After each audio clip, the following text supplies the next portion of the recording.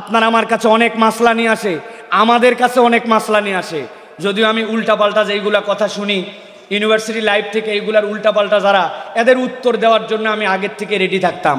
বিভিন্ন ধরনের উল্টাপাল্টা প্রশ্ন নিয়ে আমার কাছে আসতো, এবং ইউনিভার্সিটিতে একটা নিয়ম ছিল যে কোনো ইসলামের বিপক্ষে অথবা একটুখানি সেকুলার ভাব ধরে যেগুলো ইসলামের বিরোধিতা করে নানান প্রশ্ন আনে, ওই প্রশ্নগুলার উত্তর দেওয়ার জন্য আমার হলে, আমার রুমে ছেড়ে ফেলে ধরে, চলো সাইফুল ভাইয়ের কাছে চল, তোর হয়তো উত্তর আছে। মজা করে একজন বলছে, হুজুর সুবহানাল্লাহ আলহামদুলিল্লাহ আল্লাহু আকবার এটা বললে সওয়াব হয়? হয় মানে আসমান জমিনে যা জায়গা আছে সব ভরে যায়। বলছে এই জন্যই তো আমি এটা আর বলি না। মানে একবার বলে পুরো জায়গা ভরায় ফেলাইছে, আবার বলে কেমনে এই জায়গায় তো নাই, আর ধরবে কেমনে? আমি বললাম, ভাই তোমার রুমে কত পাওয়ারের বাল্ব?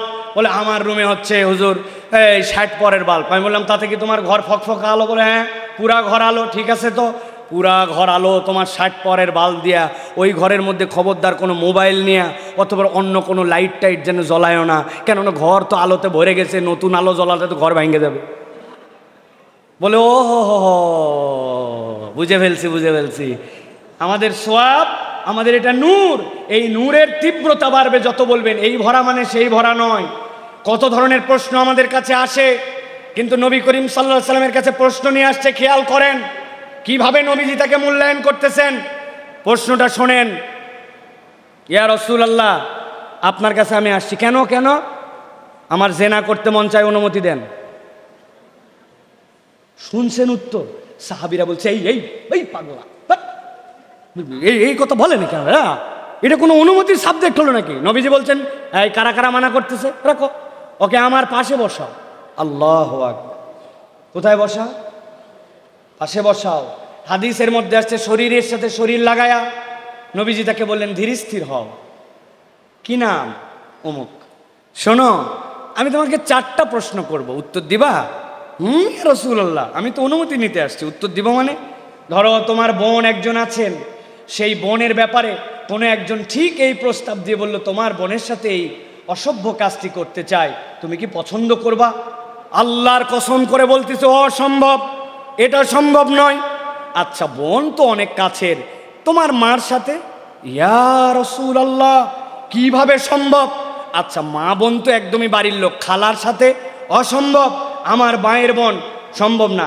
আর একটা বলবো ফুপু? বলে অসম্ভব। নবীজি 4 লেয়ারে ভাগ করলেন, মা তার থেকে নিচের নসল, মা তার সাথে পাশের নসল, বাপ তার সাথে ফুপুর নসল, 4 দিক দিয়ে তার ব্রেন স্ট্রিমিং করে বললেন, তাহলে তুমি যদি তোমার মা ফুপু খালা বোনের সাথে না পছন্দ করো, তাহলে তুমি যার সাথে এই কাজ করবা সেও তো কারো মা খালা বোন ফুপু হতে পারে। ওই সাহাবী বলছে ইয়া রাসূলুল্লাহ আর কোনোদিন এই কথা বলবো না। সাহাবী নিজে সাক্ষ্য দিচ্ছেন, জেনার প্রতি আল্লাহ আমার হৃদয়ের মধ্যে এমন ঘৃণা ঢুকায় দিলেন, কেননা নবীজি দোয়া করে দিলেন আমার জন্য, হে আল্লাহ তার অন্তরকে তুমি তৃপ্ত করে দাও ঈমান এবং ইসলামের নূর দিয়ে। সুবহানাল্লাহ। এই ভালোবাসার মানুষটা কে ভালোবেসেছে যুবকদেরকে, যে যুবকদেরকে এরকম করে উত্তর দেওয়া শিখিয়েছেন, এই আদর্শ স্থাপন করে দিয়ে গেছেন, তিনিই তো আপনার আমার রাসূল মুহাম্মদুর রাসূলুল্লাহ সাল্লাল্লাহু আলাইহি ওয়াসাল্লাম। প্রিয় ভাইরা, এই জন্য আমরা দেখেছি নবী করিম সাল্লাল্লাহু আলাইহি ওয়াসাল্লাম সাহাবীদেরকে অনেক সময় ছাড় দিতেন। কেমন ছাড়? জাহেলি যুগে কবিতার চর্চা ছিল বিশাল। নবীজি ফজরের নামাজের পরে নিজে স্বপ্নের তাবির করতেন, এটা আপনারা জানেন, কিন্তু সাহাবায়ে কেরাম ফজরের পর আরেকটা কাজ করতেন যেটার চর্চা আমাদের মধ্যে নাই। কি করতেন? জাহিলি যুগে তারা যেরকম কবিতা বলতেন, ওই কবিতা খেলতেন। অশ্লীলতা নাই, নিষিদ্ধতা নাই, ওরকম বিষয়ের কবিতা এক সাহাবী বলছেন, আরেকজন ওটার উত্তর দিছেন। নবীজি কিন্তু শুনে অংশগ্রহণ করতেন না, কিন্তু মানাও করতেন না। নবীজি মিটি করে হাসতেন আর এনজয় করতেন যে এরা তো কবিতাটা বলতেছে, খারাপ কিছু নাই, কিন্তু কথাটা নবী করিম সাল্লাল্লাহু আলাইহি ওয়াসাল্লাম লাই দিতেন সাহাবায়ে কেরামকে। সাহাবীরা নবীজির পাশে বসে এই কাজ করতেন। নবীজির বিরোধিতায় কবিতা রচনা করা হচ্ছে, নবীজি হাসান বিন সাবিতকে ডাক দিয়ে বলেন, হাসান তোমার মধ্যে কবিতার প্রতিভা আছে, তুমি আমার বিপক্ষে, ইসলামের বিপক্ষে যারা কবিতা বলে তার বিপক্ষে তুমি কবিতা রচনা করো, রুহুল আমিন জিবরাইল তোমাকে সহযোগিতা করবে। সুবহানাল্লাহ। তাহলে কোন একটা ছেলে প্রতিভা আছে, ওয়াল রাইটিং সুন্দর করতে পারে, কোন একটা ছেলের প্রতিভা আছে ইসলামের জন্য গজল গাইতে পারে, কোন একটা ছেলে কলাম লিখতে পারে, কোন একটা ছেলে হয়তো সুন্দর করে বক্তৃতা করতে পারে, মাইকিং করতে পারে, যুক্তিতর্ক উপস্থাপন করতে পারে, কার মধ্যে কি যোগ্যতা আছে। নবী করিম সাল্লাল্লাহু আলাইহি ওয়াসাল্লাম প্রত্যেকটা যোগ্যতাকে মূল্যায়ন করতেন। অতএব নবীর চরিত্র দিয়ে মানুষ সব দিকে সামঞ্জস্যশীল, এক ব্যক্তি সব কিছু পারবে না, কিন্তু যার যতটুকু যোগ্যতা আছে ওইটাকে প্রমোট করে দেওয়া, এইটাও নবী আকরাম সাল্লাল্লাহু আলাইহি সাল্লামের আদর্শ ছিল। সুবহানাল্লাহ।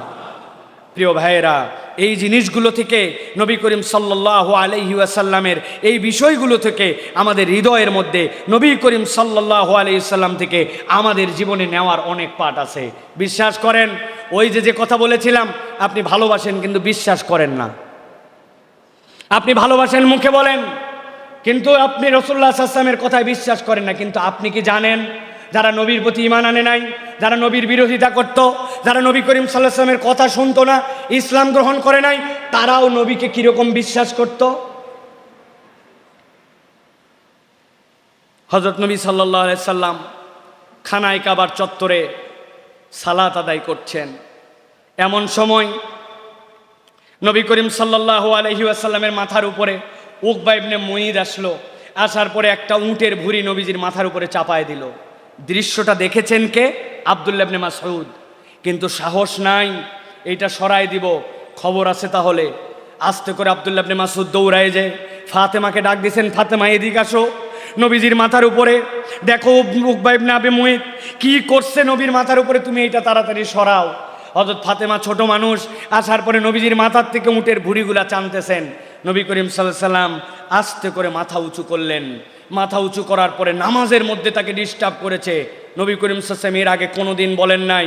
দূর থেকে তারা মজা নিচ্ছে, ছোট্ট একটু মানুষ ভুঁড়ি সরাতে পারে না, দেখো মুহাম্মদ সাল্লাল্লাহু আলাইহি ওয়াসাল্লামের জান বেরিয়ে যায় অবস্থা, তাকে সহযোগিতা করার কেউ নাই। পাশ থেকে আবু জেহেল, উতবা, সাইবা সবগুলো, উকবা ইবনে মুঈত সব খুশি। নবীজি মাথাটা পরিষ্কার করে মাথা উঁচু করে আসমানের দিকে তাকালেন, তাকায় মাথা নিচু করলেন, করে বলেন আল্লাহুম্মা আলাইকা বি কুরাইশ, আল্লাহুম্মা আলাইকা বি আবু জহেল, আল্লাহুম্মা আলাইকা বি উকবা। এই কথাটা কেবল বলেছেন, সবগুলার মুখ কালো হয়ে গেছে, সবগুলা মনে হয় বেলুন বাস্ট হয়ে গেলে যেরকম হয় চুপসায় গেছে। আল্লাহ, নামাজের মধ্যে যারা আমার মাথার মধ্যে ভুঁড়ি চাপাইছে, আল্লাহ আমি তোমার কাছে বিচার দিলাম কুরাইশদের ব্যাপারে, আবু জেহেলের ব্যাপারে, উকবার ব্যাপারে। ওরা নিশ্চিত হয়ে গেছে যে আল্লাহর নবীকে না স্বীকার করি, কিন্তু মুহাম্মদ যেহেতু বদদুয়া করছে, এই বদদুয়া আমাদের উপর কার্যকর হবে। তারা বিশ্বাস করত নবীকে। সাহাবায়ে কেরাম বলছেন, নবী যাদের নাম ধরে ওই দিন বলছিলেন, আমি একটা একটা করে দেখেছি বদরের প্রান্তরে প্রত্যেকটা মরে পড়েছিল। তারা বিশ্বাস করেছে। কিন্তু আমার নবীর এরকম অনুপম আদর্শ, যার উপর কোনো আদর্শ নাই, যিনি সবচেয়ে বেশি সেরা মানুষ, এই বিশ্বাস আমরা মুখে বলি কিন্তু আমাদের নিজেদের বিশ্বাসের মধ্যে নাই। অথচ তারা বিশ্বাস করেছিল যে নবী করিম সাল্লাল্লাহু আলাইহি সাল্লাম যদি এই কথা বলেন তাহলে এটা কার্যকর হয়ে যায়। আবু লাহাব একমাত্র ফ্যামিলিগতভাবে নবীর বিরোধিতা করত, নবীজি যেখানে যেতেন সেখানে বিরোধিতা করত। আবু লাহাবের পুত্র অনেক উল্টাপাল্টা কথা বলেছে। আল্লাহ নবী একদিন রাগ করে বললেন, আল্লাহ তোমার পিছনে একটা হিংস্র পশু লেলায় দিয়া তোমাকে শেষ করে দিবেন। যেই এসে বলছে আব্বা মুহাম্মদ এই কথা বলেছে, সাথে সাথে আবু লাহাব বুঝেছে আল্লাহ নবীর এই কথা মিথ্যা না। সে জানতো, সে বিরোধিতা করত, কিন্তু জানতো মুহাম্মদ সাল্লাল্লাহু আলাইহি ওয়াসাল্লাম মিথ্যুক নন, মুহাম্মদ সাল্লাল্লাহু আলাইহি ওয়াসাল্লামের দিন ভুল নয়। তারা পর্যন্ত বিশ্বাস করতো। ইতিহাস সাক্ষ্য দিচ্ছে, সিরিয়ার সফরে নিয়ে গেছে, সব সময় মধ্যে রাখতো, সাইডে দিত না, যেন কোনোভাবে তার ক্ষতি না হয়। কিন্তু ওই রকম সিকিউরিটির মধ্যেও এক রাত্রে একটা নেকড়ে বাঘ এসে আবু লাহাবের পুত্রের কাল্লা মটকায়া মেরে ফেলে দিয়ে গেছে। আবু লাহাব বলছে দুঃখ পাইছি, দিলে ব্যথা, কিন্তু মুহাম্মদের মুখ দিয়ে যদি বের হয়েছিল এই কথা, আমি জানতাম এটা হবে। আবু লাহাব বিশ্বাস করেছে, আবু জেহেল বিশ্বাস করেছে। কিন্তু আমরা যারা মুসলমান, আমরা স্বীকার করি আমাদের নবী মুহাম্মদ সাল্লাল্লাহু আলাইহি সাল্লাম তিনিই আমাদের একমাত্র আদর্শ, একমাত্র মানতে হলে তাকেই মানতে হবে। কিন্তু বিশ্বাস করেন এইগুলো একটা বিশ্বাস আমাদের গলা পার করে হলকুন দিয়ে ভিতরে নামে না, এটা আমাদের ঠোঁটের বিশ্বাস হয়ে গেছে, কেননা আদর্শ দিয়ে আমরা প্রমাণ করে দিতে পারি নাই। মুসলমানের সন্তানই তো মুসলমানের সন্তানদেরকে নিয়ে টিটকারি করে, কি ছাগলের মতো দাঁড়িয়ে রাখছিস, মহিলাদের মতো এত আলখোল্লা জামা পরিস, এটা কে বলে? কোনো ইহুদি নাসারা বলে না, অমুসলিম বলে না, আমরা নবীর আদর্শ নিয়ে মক করি, আমরা নবীর আদর্শ নিয়ে টিটকারি করি, আর আমরা মনে করছি আমরা আমাদের নিজেদের পরিচয়ের মধ্যে আমাদের নাম লিখে ফেলেছি। কবরে যাব, আর যাওয়ার পরে জিজ্ঞাসা করা হবে ওমান নাবিয়ুকা, ওরে মুখস্থ করা করছে নবী মুহাম্মদ সাল্লাল্লাহু আলাইহি ওয়াসাল্লাম, নবী মুহাম্মদ সাল্লাল্লাহু। এত সহজ নয়। ওইখানে আপনাকে মুখ দিয়ে উচ্চারণও করতে হবে না। আপনার বিশ্বাসের সাথে যদি আপনি নবী করিম সাল্লাল্লাহু আলাইহি ওয়াসাল্লামকে হৃদয়ে ধারণ করে নেন, তাহলে আল্লাহ রাব্বুল আমিন অটোমেটিক আপনার জন্য ওই দিবসে, আপনার ওই বিপদের সময় আপনার নামটা, মুহাম্মদ সাল্লাল্লাহু আলাইহি ওয়াসাল্লামের নামটা আপনার মুখ দিয়ে বের করে নিয়ে আসবেন। আমি যারা তরুণ আছেন, যারা ইয়াং আছেন, তাদের জন্য বলবো, আমাদের মা বোন যারা আছেন, একটা আয়াতে কারিমা নোট করেন। 64 নম্বর সূরা তাগাবুন, সূরা তাগাবুনের 12-13 নম্বর আয়াতটা পড়বেন। আল্লাহ রাব্বুল আমিন চমৎকার করে বলেছেন, মা আসাবা মিন মুসিবাতিন ইল্লা বিইজনিল্লাহ ওয়া মান ইউমিন বিল্লাহি ইয়াহদি কলবা। দুনিয়াতে যত বিপদ আপদ হয়, তোমাদের যত সমস্যা হয়, আল্লাহ রাব্বুল আমিন নলেজের বাইরে কিছুই নয়, আল্লাহর হুকুমের সাথে আছে। তবে জেনে রাখো, ওয়া মান ইউমিন বিল্লাহ ইয়াহদি বিহি কলবা, কেউ যদি আল্লাহর প্রতি ঈমান আনে, আল্লাহ রাব্বুল আমিন তার হৃদয়কে হেদায়েতের আলোয় উদ্ভাসিত করে দিবেন। তথা যত বড় বিপদই হোক, আপনার ঈমান যদি মজবুত হয়, তাহলে আল্লাহ রাব্বুল আলামিনের তাকদীরের প্রতি বিশ্বাস হয়, তাহলে রব্বুল আলামিন আপনাকে মুক্তির রাস্তা বের করে দিবেন। সুবহানাল্লাহ। কিন্তু আল্লাহ রাব্বুল আলামিন বলছেন এর সাথে সাথে আল্লাহু বিকুল্লি শাইইন আলিম, আল্লাহ সব বিষয়ে জানেন। তবে তুমি যে মুক্তি চাও, তুমি তোমার বিপদের উদ্ধার চাও, তুমি তোমার দুনিয়া পরিবর্তন করতে চাও, নতুন বাংলাদেশ চাও, এটা মুখের কথায় হবে না। ওয়াতিউল্লাহ ওয়াতিউর রাসূল, আল্লাহ এবং তার রাসূলের ইতাআতের মাধ্যমেই কেবল এই মুক্তি সম্ভব। আল্লাহ রাব্বুল আমিন বলছেন, ফাইন তাওয়াল্লাইতুম ফাইন্নামা আনা রাসূল আলা রাসূলিনাল বালাগুল মুবিন। আর তোমরা মনে করো না মুহাম্মদ সাল্লাল্লাহু আলাইহি ওয়াসাল্লামের অনুসরণ করে তার বিরাট উপকার করে ফেলতেছো। বাপ রে বাপ, নবীর দলে লোক বাড়াচ্ছ, আল্লাহর দলে লোক বাড়াচ্ছ না। আল্লাহর দল ভারী করার কোনো প্রয়োজন নাই। পুরা পৃথিবীর মানুষ আল্লাহকে না ডাকলেও আল্লাহর কিছু যায় আসে না। একজন লোক মুহাম্মদ সাল্লাল্লাহু আলাইহি ওয়াসাল্লামকে নবী বলে স্বীকার না করলে মুহাম্মদ সাল্লাল্লাহু আলাইহি ওয়াসাল্লামের ইজ্জতের এক চুলও কমবে না। বরং আল্লাহ বলছেন, নবী তোমাদের থেকে অমুকাপেক্ষী, আল্লাহ অমুকাপেক্ষী। তুমি তোমার কল্যাণ করতে চাইলে নবী করিম সাল্লাল্লাহু আলাইহি ওয়াসাল্লামের সাথে তোমার সম্পর্ক বাড়াতে হবে। এটা আমার কল্যাণে দরকার, অন্য কারো কল্যাণে নয়। ছোট বাচ্চা অনেকে এসেছেন এখানে, আমরা ছোট বাচ্চাদের ব্যাপারে নবী করিম সাল্লাল্লাহু আলাইহি ওয়াসাল্লামের কোন আদর্শগুলি আমরা লালন করি? আমরা ছোট বাচ্চাদের ব্যাপারে নবী করিম সাল্লাল্লাহু আলাইহি ওয়াসাল্লামের আদরগুলি যদি দেখি, তাহলে দেখব সেই জায়গাতেও আমাদের অনেক ল্যাকিংস, অনেক ধরনের আমাদের দুর্বলতা আমরা তৈরি করে ফেলেছি। আমি আমার বাচ্চাকে আদব আখলাকের ক্ষেত্রে প্রায়োরিটি দেই না। বাচ্চা চিপস চাইছে, এটাই কিনে দিতে হবে। বাচ্চা গেমসের উমুক চাইছে, ওটাই কিনে দিতে হবে। ওই জায়গায় মায়া দেখায়, দয়া দেখায়, কিন্তু তাকে আদর্শ শিশু হিসাবে কেমন করে গঠন করে তুলব, এর জন্য আমাকে যে একজন আদর্শ পিতা হতে হবে, আদর্শ অভিভাবক হতে হবে, এটাতে আমার ফোকাস নাই। আমাদের কাছে এসে বলতেছে, হুজুর বাচ্চাটা মাদ্রাসায় পড়ে, কিন্তু কেন জানি নামাজে মনোযোগী না, নামাজ পড়তে চায় না। আমি বললাম, ভাই ফজরের নামাজ কি আপনি জামাতে গেছেন? হুজুর আসলে পারে উঠি না, পেরে ওঠে না। আমার বাচ্চাটা খালি মোবাইল দেখে, উনি বাড়িতে আসার পর থেকে মোবাইল ছাড়া ওনার চলে না।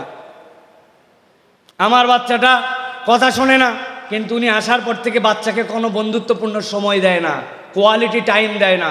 নবী করিম সাল্লাল্লাহু আলাইহি সাল্লাম নিজের সন্তান নয়, অল ওভার কমিউনিটির মধ্যে বাচ্চাদের জন্য কোয়ালিটি সময় দিতেন। নবী করিম সাল্লাল্লাহু আলাইহি সাল্লাম হযরত আসমা রাদিয়াল্লাহু তাআলার সন্তান, মক্কা থেকে মদিনায় আসার পরে প্রথম সন্তান মক্কার মদিনায় আব্দুল্লাহ রাদিয়াল্লাহু তাআলা আনহু, প্রথম সন্তান নবীজির কোলের মধ্যে নিয়ে এসে রেখে দিছে। নবী করিম সাল্লাল্লাহু আলাইহি সাল্লাম মুখ থেকে খেজুর চিবালেন, চিবানোর পরে তার মুখের মধ্যে দিয়ে দিলেন, প্রথম লালাটা গেল। এটা যে একটা তাহনিক করতে হয়। আপনি দুনিয়াবাসীকে মিষ্টি খাওয়ান, মিষ্টি দুনিয়াবাসীকে খাওয়ানো অপরাধ নয়, কিন্তু প্রথম যে একটা জিনিস তার মুখের মধ্যে কোনো ওলামায়ে কেরাম, বুজুর্গ, ভালো মানুষ, দাদা অথবা পিতা, তার মুখ থেকে একটা লালা তার সাথে যেতে হবে, এই তাহনিকটা আমাদের ফ্যামিলির মধ্যে নাই। ওই বাচ্চার জন্য আমি মুখে ভাত দেওয়ার অনুষ্ঠান করছি, হাতে খড়ি দেওয়ার অনুষ্ঠান করছি, আকিকার অনুষ্ঠান করছি, যেগুলোর একটার অস্তিত্ব ইসলামে নাই, কিন্তু তাহনিক ইসলামে আছে। এইটা আমাদের বাচ্চাকে করাই হয় না। আজানি দেয় না, যেইগুলি ক্লিনিকে বাচ্চা হয় এগুলো আজানি দেয় না, কয় হুজুর এমন তাড়াহুড়া আর বইয়ের এমন অবস্থা, ব্লাড কালেকশন করতে করতে সন্তানকে আর আজান দেওয়া হয় না। আছে না ভাই? নবী করিম সাল্লাল্লাহু আলাইহি সাল্লাম বাচ্চাদেরকে এইরকমভাবে স্নেহ করতেন। আবু তালহা আনসারী রাদিয়াল্লাহু তাআলা আনহুর ছেলে নবী করিম সাল্লাল্লাহু আলাইহি সাল্লাম উটের পিঠে এরকম করে তেল লাগাচ্ছেন সুন্দর করে, রাসূলুল্লাহ সাল্লাল্লাহু আলাইহি ওয়াসাল্লামের কাছে নিয়ে আসলো। নিয়ে আসার পরে বলল, ইয়া রাসূলুল্লাহ, আমার সন্তান হয়েছে। নবীজি বললেন, মাশাআল্লাহ, খেজুর এনেছো? কোমর থেকে খেজুর বের করে নবীজি চিবায় ওর মুখে দিয়েছেন। আরে কেবল হওয়া বাচ্চা চুষে চুষে খেজুর খাচ্ছে। নবীজি বললেন, আসলে মদিনার লোকরা খেজুর একটু বেশি পছন্দ করে, কি বয়স্ক মানুষ আর কি ছোট মানুষ, ছোট বাচ্চাও খেজুর চুষতেছে। সুবহানাল্লাহ। নবীজি সাল্লাল্লাহু আলাইহি সাল্লাম এইভাবে বাচ্চাদের জন্য, নবী করিম সাল্লাল্লাহু আলাইহি সাল্লাম সব সময় দিল দরিয়া ছিলেন। দুইটা বাচ্চা নবীজির কোলের মধ্যে প্রস্রাব করে দিয়েছিল। হাদিসের মধ্যে এসেছে, উম্মে কায়েস বিনতে মিহসান নবীজির কাছে নিয়ে আসছে, ইয়া রাসূলুল্লাহ, আমার বাচ্চা খায় না, কি করব? এই কথা বলাও শেষ, নবীজির কোলে প্রস্রাব করে দিছে। অথচ নবীজি তখন নামাজে যাবেন, কিচ্ছু বলেন নাই। নবী করিম সাল্লাল্লাহু আলাইহি সাল্লাম একটুকু রাগ করেন নাই। এই যে স্নেহ, এই যে ভালোবাসা, এইগুলা নবী করিম সাল্লাল্লাহু আলাইহি সাল্লাম সাহাবায়ে কেরামের মধ্যে বাচ্চাদেরকে হাদিয়া দিতেন, গিফট দিতেন। ঐতিহাসিক ঘটনা আছে, খালিদ রাদিয়াল্লাহু তাআলা আনহুর কন্যা উম্মে খালিদ, হযরত রাসূলুল্লাহ সাল্লাল্লাহু আলাইহি সাল্লামের কাছে একটা নকশিদার কাপড় আসলো। নকশিদার কাপড়টা এত সুন্দর, নবীজি বললেন, এই কাপড়টা কাকে দিব, কাকে দিব, কাকে? খালিদ, তোমার মেয়ে কই? ও তো লাভ দিয়ে আসছে। নবীজি বললেন, শুধু দিব না, তোমাকে কাপড়টা আমি পরায়ও দিব। নবী করিম সাল্লাল্লাহু আলাইহি ওয়াসাল্লাম কাপড়টা তাকে সুন্দর করে পরায় বললেন, হে খালিদের কন্যা, তুমি কাপড়টাকে পুরাতন করে ফেলো। আরবে যদি বলা হতো কাপড়কে পুরাতন করে ফেলো, এটা একটা দোয়া, এর মানে তুমি দীর্ঘজীবী হও, অনেক দিন তুমি বাঁচো। তিনিই ছিলেন সেই মানুষ, উম্মে সালামার কন্যা জয়নব, যার থেকে পরে কোনো নারী সাহাবী ইন্তেকাল করেন নাই, তিনি সবচেয়ে দীর্ঘ হায়াত পাওয়া। সুবহানাল্লাহ। আল্লাহ নবী ছোট্ট একটুখানি আব্দুল্লাহ ইবনে আব্বাসকে দোয়া করে দিয়েছেন, আল্লাহুম্মা ফাক্কিহু ফিদ্দিন ওয়া আল্লিমহু তাওয়িল। নবীজি তাদেরকে স্নেহ দিয়েছেন, ভালোবাসা দিয়েছেন। আজকে আমাদের সমাজে আমরা অনেক কথা বলি, নবীজির বিভিন্ন টার্ম নিয়ে অনেক আলোচনা করা যাবে, কিন্তু এই বিষয়গুলাই যদি আমরা ফোকাস না করি, আমাদের এই উত্তর প্রজন্মের জন্য, আমাদের এই তরুণ প্রজন্মের জন্য, আমাদের এই সৎ এবং যোগ্য নাগরিক গঠন করে তোলার জন্য, আপনি যার পেছেই ছোটেন, আপনি কোনো জায়গায় খুঁজে পাবেন না কাউকে মুহাম্মদ সাল্লাল্লাহু আলাইহি ওয়াসাল্লামের অনুকরণীয়।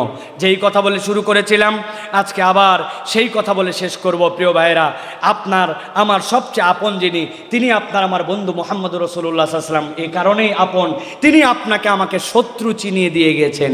আমাদের সবচেয়ে বড় শত্রুর নাম কি বলেন? সবচেয়ে বড় শত্রু কে? শয়তান। সবাই বলেন, কে? এই শয়তান আপনাকে কেউ চিনায় নাই, দুনিয়ার কোনো ফিলোসোফার আপনাকে শয়তান চিনায় না, ডাক্তারি বিদ্যা আপনাকে শয়তান চিনায় না। ইন্নাশ শাইতানা লাকুম আদুউম মুবিন।